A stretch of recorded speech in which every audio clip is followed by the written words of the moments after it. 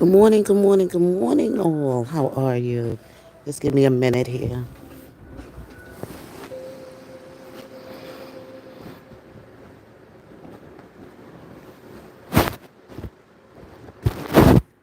I am right now trying to turn down this television. Just give me a minute.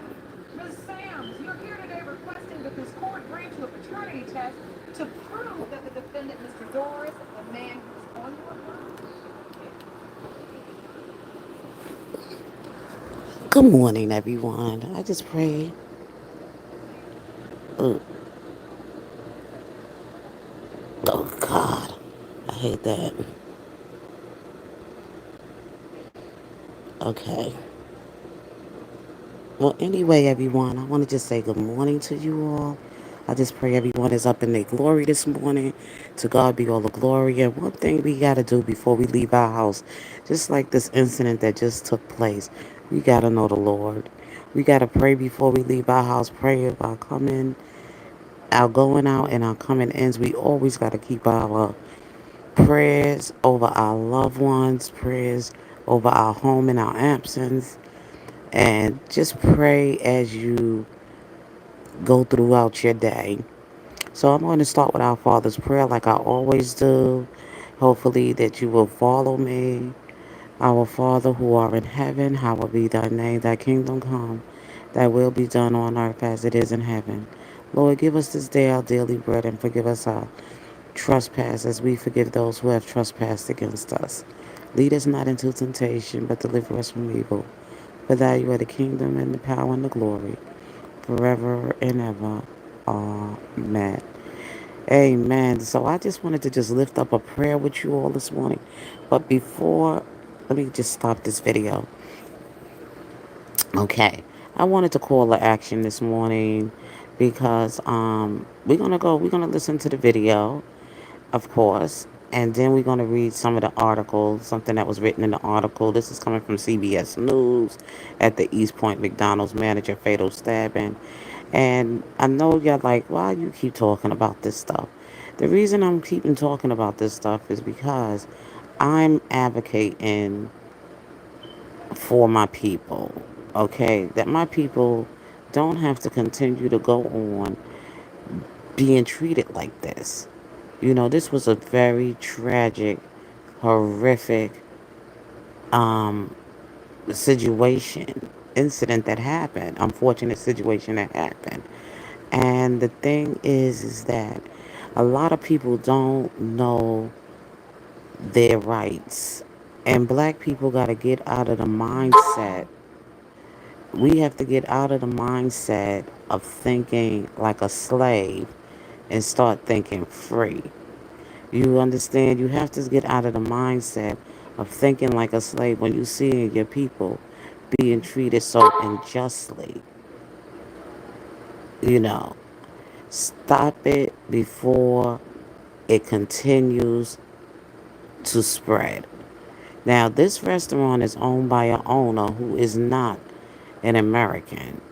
He doesn't think like an American at all. All he's thinking about is a profit, not thinking about how black bodies are just disposable. That, something like this to happen to a black person, that they could just continue to go on with business as usual and don't even care. Like, okay, let the family open up a what you call it, a GoFundMe, and get the public to help a crowded fund. Use a crowded fund platform to order to pay for the expenses of their loved ones, and also if they need money to go on with their lives and maintain their living in the time of their mother's death. That GoFundMe can go for like maybe 500,000, maybe even less than that. But still, in all, I'm saying like this: the only reason a GoFundMe should only be used is if these people didn't have any other resource. That's the only reason a GoFundMe should have been used. But for this mother to have worked at this McDonald's for 15 years and a manager there in the store, and also her life was tragically taken, that morning of a Thursday on July the 10th of 2025. This mother did not expect to leave her home and her children and never back and return back to them ever again. Her daily routine of leaving and going to work and providing for her family, carrying her family. So she's a black mother, and black mothers been doing this alone for a very long time. Okay, we get into the other part about how people laying down having kids with the wrong partners and not choosing smart partners. It's more than just having sex. It's more than just getting someone pregnant and then having a family. It's a whole lot more to it. It's work to be put in to cultivate, to mold, to shape, and to nurture and everything out into the world as a human being to shape their lives. And it always starts with teach parents as teachers first. How you model a life for your children, how you lead them in the right way they should go. But anyway, let's go on with this story, okay? So anyway, this business of this McDonald's is about to go on with business as usual. I don't know if I got a clipping of it in this clip, but I heard that they will be open up in business on Saturday. But we're going to read the article where the manager actually sends out this empty PR statement that violence should never be tolerated. This is so sad, and this should never have happened in his store. And how he was also. Let's go to the article so you can understand what I'm saying here. It says an employee at an East Point McDonald's restaurant is accused of fatally stabbing a co-worker. Thursday morning, after an argument, police said the family has identified the victim as 39-year-old Jennifer Harrison, a mother of six. The incident happened around 8 a.m. Thursday at the McDonald's in the 17900 block of 9 Mile Road in East Point. Okay, that's a lot of stuff going on here in East Point. I think I did something wrong here. Okay, is this the same article? Well, anyway, y'all, this isn't the same article. Okay, is it the same article? Because I know the article I read. Let's go back, y'all.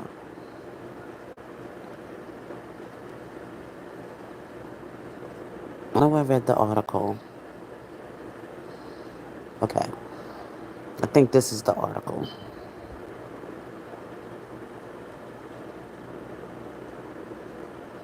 Okay, we're gonna go down to the backstory. According to the other employee had been sent home early. They given that part. I'm trying to get to the article where the manager sends his statement. Yeah. Okay.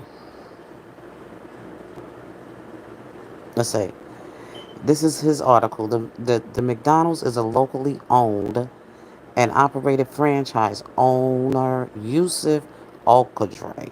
See, I gave you the name, Yusuf Alqadre. He is. Remember when I told you you got to look at who the manager is? I mean, the owner of the restaurant is, and he's a locally owned and operated franchise owner, Yusuf Alqadre. Released a statement condemning the violence. We are deeply saddened by the tragic incident, and our hearts go out to the victim's family and loved ones. Violence at any kind is unacceptable in my restaurant. So he should be taking full responsibility, accountability. You see what I'm saying? See, read the article. Violence of any kind is unacceptable in my restaurant, and we are taking this matter extremely serious, as the safety and well-being of our employees and customers is our top priority. Employees and customers are our top priority. We are fully cooperating with law enforcement as they conduct their investigation, and the restaurant will remain closed until further notice. Yusuf Alqadre, local owner operator. What we don't know, East Point police said the suspect is well, that's what we don't know. The family already spoke. We saw that part. So right here is evidence that this owner of this restaurant already released a statement how he's going to take this matter very seriously and violence this violent situation, and how families, his employees and his customers are the top priority. And then it was one place where it says that the business will remain closed until further investigate, until all of this. But I also heard on the news that they were going to be open. I don't know where I heard it from, but when I do find it, I heard it. I know I should have brought it to your attention right away, but I just wasn't, it was just so much other stuff I wanted to talk about. So I just didn't want to, overwhelm people with all of that. But he did say, the news person that was reporting the story said that the manager said that the owner said that the business will be open back up on Saturday.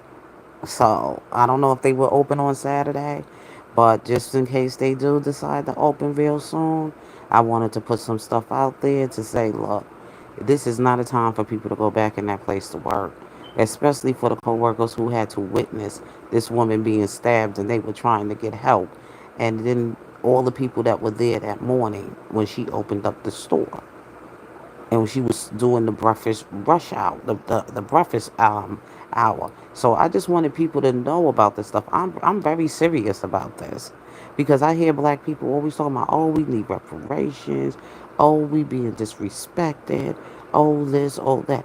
But these are the things that are happening around us in our communities, and we not calling it to action. We just allowing it to go on. We'll do a lot of yelling and screaming for maybe a few days or maybe one day, and then go right on back to move on to something else. We have to stay consistent. You have to stay consistent. You have to stay, resilient, focused, and everything else in matters like this. And especially as times like this is a good time now for black people to stand and fight against any kind of foreign business that's operating here in the American soil. Okay? Right now, this is a great opportunity for you to, like, look, get them doggone foreigners, those Mexicans, or all those people that they bring in to drive down the wages so they could get cheap labor, and then and just try to put us out the door. And these people will work for nothing and don't fight for nothing because they're here illegally. This is a good time to know your rights, to know how to take action to things. When you seeing things like this is taking place, this company is not owned. Look at the name, Yusuf Ultre. Ultre. That's not an American name. Yusuf Olkadre could be somebody from over from some Muslim country, probably even from Pakistan, or he could be from some Indian country or Dubai or somewhere. First of all, McDonald's is an American brand, okay? It's an American store, and it started here in America. It's an American fast food chain. And I remember when McDonald's started when I was just a little girl. It started in the 70s. And I remember putting on that. Well, I didn't work there in the 70s. I worked there in the 80s when I was in high school, and I had a lot of fun. It was a fun place to go, a burger place to go, and have fun with your family, or sit down and have some, a lunch, a snack, or whatever with your family at McDonald's, or a family outing. You would stop at McDonald's and get some fries, a shake, and a burger, and a Happy Meal or whatever. I remember it was a fun place for teenagers to work. I enjoyed working there as a teenager. I really enjoyed that experience. But now it has turned into something different. It's not as fun anymore. And I was just telling my friend yesterday, I was telling her yesterday, like when I was giving her going over some of my McDonald's experience, how the store used to get robbed. Okay, we got robbed and put in the freezer. But we knew who the people were that was robbing the store. We knew who they were. because we were trained. If somebody come in, they have a gun and they point it at you and they tell you first thing you do is you give them the money. You don't try to fight them. You don't run after them. You don't do nothing. And as soon as the people leave, you lock the store and you call the police. You call the police. And then on top of that, we used to have fun. We used to have another McDonald's that was owned by, that was not this, they had another McDonald's that was down like the street from us. We owned the McDonald's, and then I lived in the Bronx because there was one on Fordham and there was one down the road from Fordham. It was on two sides, East Fordham and down on West Fordham or something like that in the Bronx. We used to actually have competition with the other store. We used to go in there and talk about how dirty they store was. We used to do all kind of things. We were teenagers. We used to just go in there just to play, just to see how they doing well in there, how their customer service was there, and come back in our store and compete. We used to have competition with the other McDonald's that used to be down the block from us, and we used to always try to keep our store all better looking, or cleaner, and talk about the other store and talk about the owners over there and how dirty they look. We used to come back and gossip about the other stores. We used to be in competition with them. And we'd be like, yeah, we'll find out how many sales they made. We used to have that kind of conversation. We made our job so much fun working there in McDonald's. And when it didn't, of course, I was so young in the beginning when I started working, I couldn't um, do any closing hours because I was too young to close. So you had to be at least 18 and over to close in the closing hours. So when I did turn 18, as I was still working there, and we used to have closing there. I remember, because back then it was weed time. You was already exploring with drugs, weed, whatever. So I remember when we used to close up the store and play WBLS back in the days. I'm talking about going back in New York days. And we used to be singing Luther Vandross and Levert and all of that stuff as we closed the store. And the food that was left over, of course, we had to throw it out. Of course, we had to do the count how many burgers were left in the thing. Because as the time we was coming down to closing, we used to have to make sure we only had set a certain amount of burgers out. If somebody came in, we'd just make it fresh right off the grill because we didn't want to, make anything because we used to have to count that stuff. We used to, boy, oh boy, when we had to do inventory. Inventory was so long throughout the night. That inventory, how many, we used to have to count every box of what we had in the store. Straws. It didn't matter. We had to count straws. We had to count cups. We had to count spoons, forks, knives, everything. When we had to close down at night doing inventory. When we had our, and we closed early, but inventory used to take us to at least sometimes 4 o'clock in the a.m. in the morning. That's how it used to be when I was working in McDonald's, mopping the floors and cleaning the bathrooms and doing all of that. But we made our experience as young adults, young people working there, we had fun. We had a whole lot of fun. And forget about when we used to smoke our weed, because those burgers and everything was our munchies. I'm just saying, I'm going back into the time when we were growing up and what McDonald's was for us. The experience, the American experience, and especially for the urban life of America. How creative we was, how much fun we had. We used to go in, like the competition we used to have with that other store.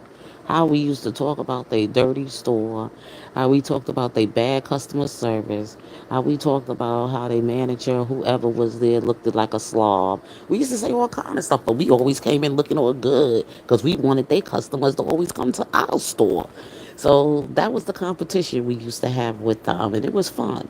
So I don't know how these McDonald's today it just turned into nothing but profit. It ain't even about trying to, offer any opportunities there as far as children growth there, for people to go and continue their education, whether you want to go into business, finance, whatever. As long as you was going into something in business and finance, McDonald's paid for your education to go if you was serious to pursue a career in business.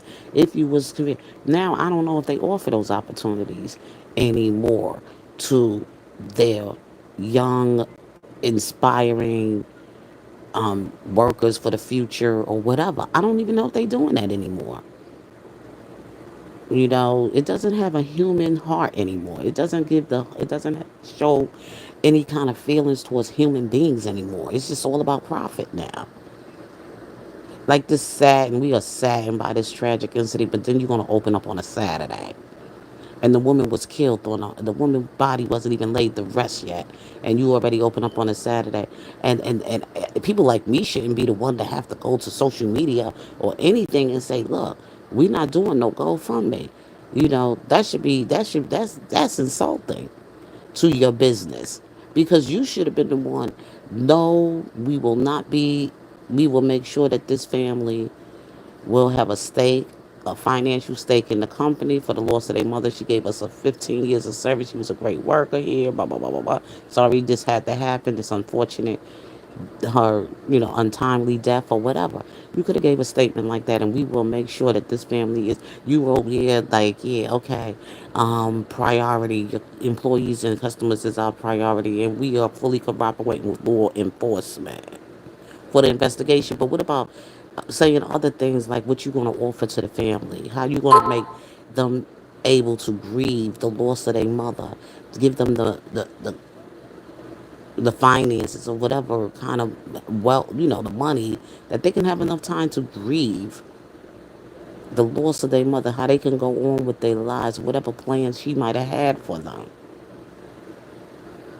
Nothing there, just an empty PR statement. Okay?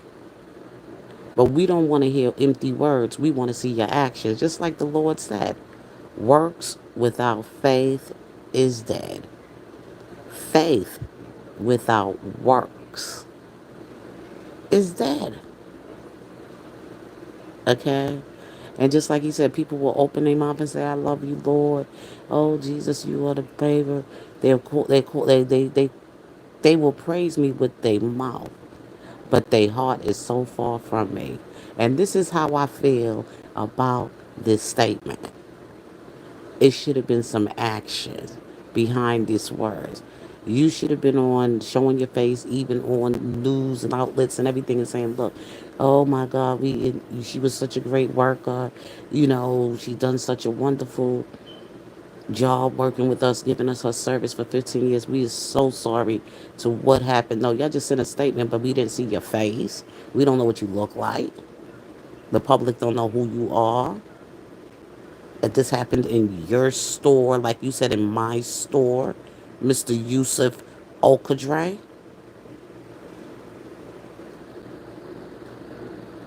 See, this is the stuff we need to look at as black people. But I'm running out of time, y'all, because I was going to say till 9 o'clock, because I got to get myself ready in a little while so I can get out of here and go to work. But I wanted to just come hit you with this early this morning, because this been on my heart, this been on my mind.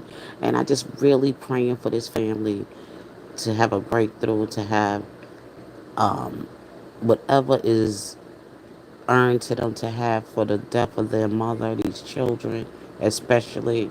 I'm just praying that these kids are not taken advantage of, and that they just going to get this measly little GoFundMe going, and make don't have this corporation or these kind of businesses take full responsibility and take accountability, and also don't just send empty statements.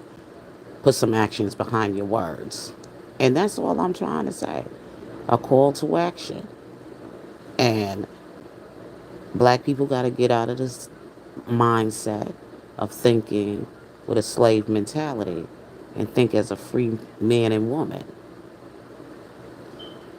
And if it was a white girl who was stabbed to death by a coworker at a McDonald's, you better believe me, or any kind of other person, Chinese, Indian, even a Mexican, that McDonald's would have been shut the fuck down. Okay? But black people, we got to start knowing our rights, standing on business. Don't just let people just say, oh, they smile and say, They sorry about something, but then again, they go right back and another body is disposed. No, we mean we gonna stand on business, y'all. This mother was working and neglecting, not neglecting, but having to make the sacrifice of her family to be there in the morning hours to open that store and do what she had to do and run a really tough job and spend probably a whole lot of stressful hours of preparing things, making sure things are running properly or whatever, actually having to deal with crazy staff like she just had to deal with, the one that just took her life out. That situation could have been avoided. You know, even when you go on jobs to be hired, they have more than one person interview you. I remember being interviewed with it. This is even back in the 80s, being not at McDonald's, but I mean, I remember being interviewed by two people.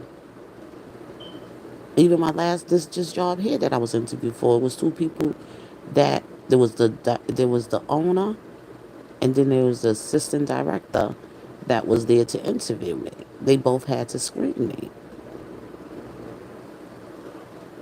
So I don't know if Miss had hired this woman on her own. I don't know how she got hired, how the onboarding processing took place. I don't know. It's been a long time since I worked at McDonald's. I haven't worked at McDonald's since the 80s. I don't know how they do they hiring anymore. So not only just McDonald's, this should be with any company, any store, any place where you have to be the front line of any kind of place that you got to work where is a low wage paying job. But I'm sure she wasn't getting paid for her to be a manager there, 15 years working there, because people get paid $15 an hour now at McDonald's. That would be their minimum wage there. I don't. That's the minimum wage at McDonald's now. It's about at least $15 an hour. With today's economy, yes. So she probably was getting paid. I would say her salary being manager, because when I was there in the 80s, a manager's salary was at least $40. Plus they had full coverage benefits, all that other good stuff. And that was the amount managers, they was getting paid at least 35, 40,000 a year. So today's economy, she probably was making at least for a manager at the store. She was probably making at least close to 50 to $60,000 a year. So she wasn't. I mean, that's not a lot for a woman who has to carry a family of six children, and only God knows if she has a home or whatever, and the plans for her children's education and everything, how she was invested in that with her children. So I'm just saying. I'm just saying. I'm just putting some stuff out there. But black people gotta stop thinking like a slave and start thinking like a free man and woman. Because I'm telling you, if it was a white girl that was stabbed to death on her job, that store would have never been opened again. Because those white people would have been out there protesting, and they would make sure that business would have been shut down. They would have made sure of that, and they would have been consistent. They don't just they ain't stopping. They have people take turns to be on shift to make sure that protest is going on. That's how they operate. Okay, and y'all gonna have to start learning how to stand on your own and do certain things without. You always talk about y'all want to delineate. Y'all don't need no more. You know, y'all don't want to be with included in with other communities of people. Y'all just want to stand on your own to fight for what you have to do for reparations in your community and things of that nature. So this is the time now to start putting yourself out there and using some words about, and not just words, but your actions. Okay. So with that being said, y'all, I gotta get out of here, get myself together. God bless you. If God's willing, may or may not come back in tomorrow evening with you all. But take heed of what I'm saying here. Um, what I'm bringing to your attention. You could like, share, and subscribe if you've never been to this channel before. This video, hit the bell so whenever I come on, you'll get the notification. Um, you can share this video. Just get this information out there that we need to start standing on business. When something like this happened to our people in the community, we got to have a call to action. And no employee should be going back to work that soon that had to witness this woman being butchered to death on the job. That's traumatizing. They need some mental health treatment for their trauma. Okay? With that being said, your girl Casey McDaniel, I'm out. Peace.